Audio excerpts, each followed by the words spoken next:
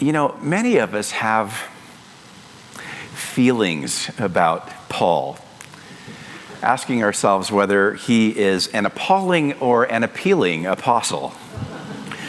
For some of us who grew up hearing a lot about Paul and a lot from Paul in worship, we might have assumed that all of those letters in the New Testament that are attributed to him were actually written by Paul.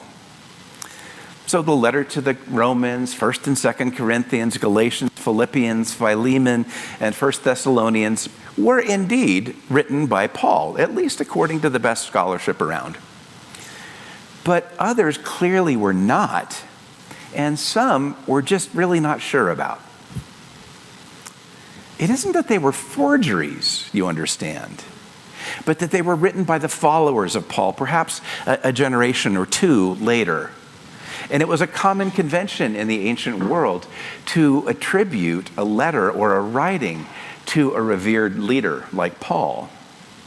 Interestingly, much of what we find really thorny and difficult about Paul, slaves, obey your masters, women should be silent in the churches. Can you imagine if women were